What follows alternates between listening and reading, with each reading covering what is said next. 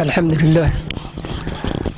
لله رب العالمين، والصلاة والسلام على نبينا محمد وعلى آله وصحبه أجمعين.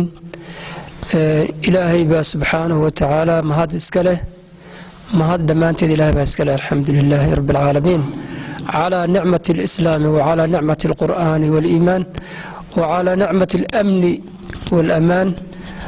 الحمد لله وعلى نعمة الصحة. إلهينا وحن كبرينا إيمان لما يسترن عمل صالحة هي خاتمة ونكسم. إلهي كبرينا إلهي بفضله وتوفيقه وحن وافجي إنا كتاب كيس سمارت وحويان قرآن كيا كريم كأ إنا نؤذيقنا إلهي نوافجي.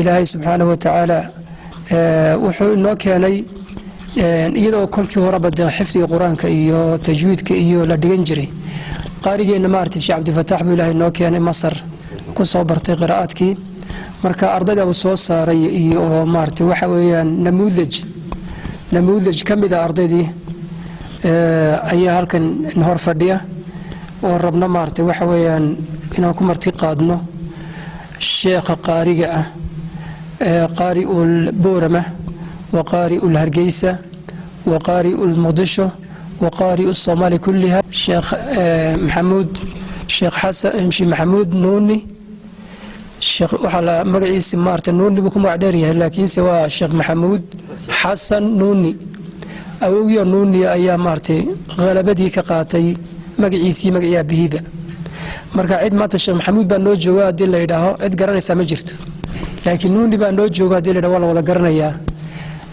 marka sheekheena ku marti qaadayna marka ardayda qiraa'adka ama 10 dhameysay ama 10 ay ku jirtay ayaan ku marti qaadayna sheekheena Sheekh Maxamuud ayaan ku marti qaadayna Sheekh Nuuni waxaan leenahay wax la isku marti qaado waxa ugu weyn waa kitaabka Ilaahay oo la ismaqashiyo marti waxa weeyaan waa dhageysigiisu marti waa cibaado akhriskiisu waa cibaado ninka akhriyo ninka dhageysanaya waa isku ajar marka waxa weeyaan masaajida Ilaahay kamidana waan joognaa marka ku dheeraan maaye ardaydan maarta kulay loo gudbi doonaa marka waxa weeyaan nala mushaarakeeyo nala dhageysta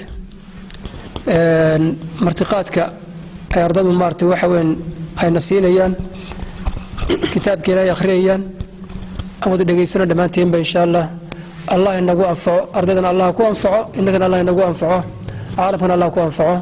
صلى الله على سيدنا محمد وعلى آله وصحبه. كتاب الله للأرواح روح به تحيا النفوس. كتاب الله للأرواح روح به تحيا النفوس.